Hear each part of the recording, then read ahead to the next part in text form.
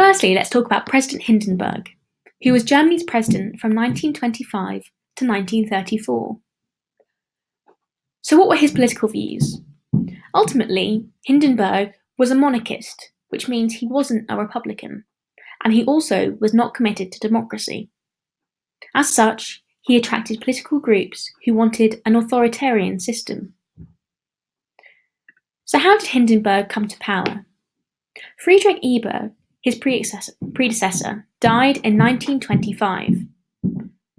Presidents were directly elected, however the first round of votes were inconclusive. Right-wing political parties regrouped and supported a new candidate, General Paul von Hindenburg.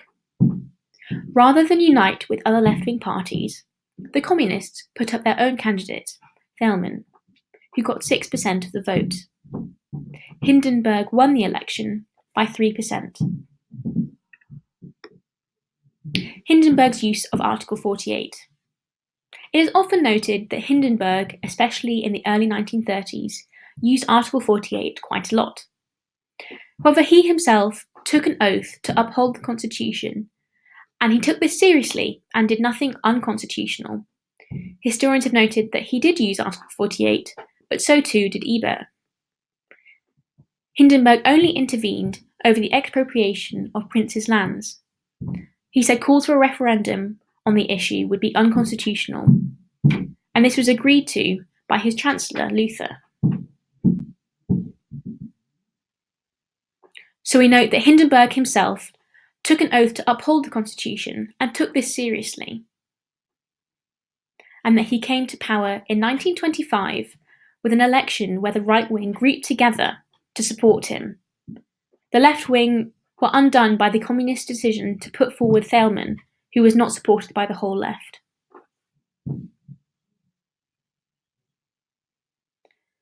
There were many elections between 1924 and 1933 in the Weimar Republic, and this arguably suggests instability. So, to describe the elections between May 1924 and March 1933, there were May 1924, December 1924, May 1928, September 1930, July 1932, November 1932, and March 1933, which is a lot. In the second half of the 1920s, there was a growth in support of pro-Weimar parties. In May 1928, for example, 72.8% of the vote were for pro-Weimar parties. The DNVP even shifted its strategy to become a pro-Weimar party in the late 1920s. So between May 1924 and March 1933, there were 10 new coalition governments. But what were the attitudes of the elite? Pucher, in 1993, argued that there was a decline in the liberalism of the elite in the late 1920s. And this is shown, for example, in how the DDP lost ground. But we must remember that also anti-Weimar parties lost ground as well. The elites continued to resent Weimar. Industrialists, for example, resented the cost of the welfare state, whereas the landed aristocracy, especially the Junkers, despised their loss of influence. The army remained run by generals who desired a more authoritarian government, whilst many judges and civil servants looked back wistfully to the Imperial Germany in all its glory. Bookbinder, in 1996, presented some ideas about opinion formers.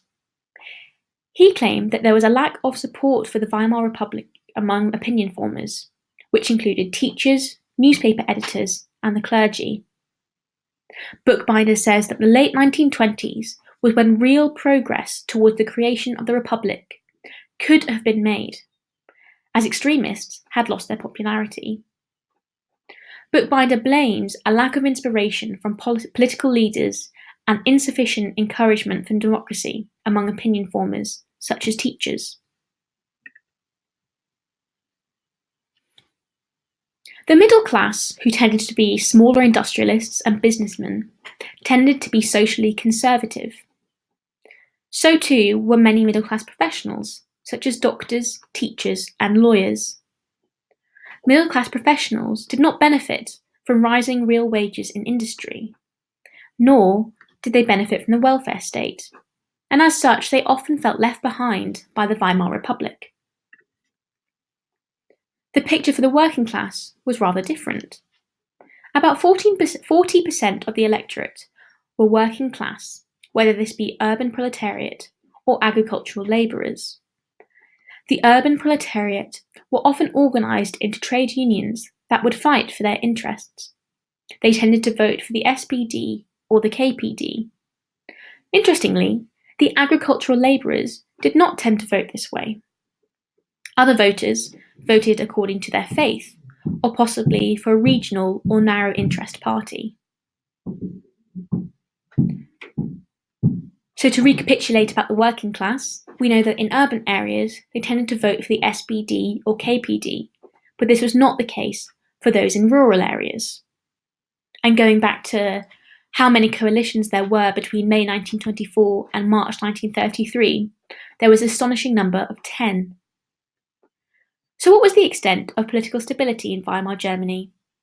Is the term Golden Age really justified? Evidence does suggest that there was instability.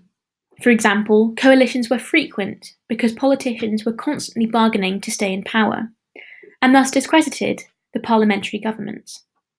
We also know that there was a disconnect between voters and representatives in the Reichstag. This is because voters voted for a party list, and the party then decided who would represent them. Alongside this, there was a growth of small, narrow, sectional interested parties. Only 60,000 votes were needed for a political party to get a deputy into the Reichstag. However, there was also stability in Weimar. For example, there was considerably less violence and insurrections between 1924 and 1929, in stark comparison to the period of 1919 to 1923. There was also growing support for moderate parties, as shown in the electoral statistics for parties such as the SPD. And there was a decline in political extremism, as shown in the need for parties such as the DNVP to change their political strategy. So evidence of political stability is shown in the decline in violence in 1924 to 1929, and the rise of support for moderate parties such as the SPD between 1924 and 1931. However, there's also evidence about instability. For example, there was a disconnect between voters and representatives in the Reichstag. This is because voters voted for a party list, and the party selected from this list on who was to represent them. There was also a growth in small, narrow parties, as they only needed 60,000 votes to get a deputy in the Reichstag. And finally, if we recover the attitudes of the elite to Weimar Germany, we know that the elites continued to resent Weimar. Industrialists resented the cost of the welfare state, whereas the landed aristocracy resented the decline in influence. The army remained run by generals who sought a more authoritarian government, and judges and civil servants were not fully behind the Weimar Republic. Thank you very much for listening to this podcast about the political stability of Weimar Germany. Next time, we'll be considering Germany's position on the international stage.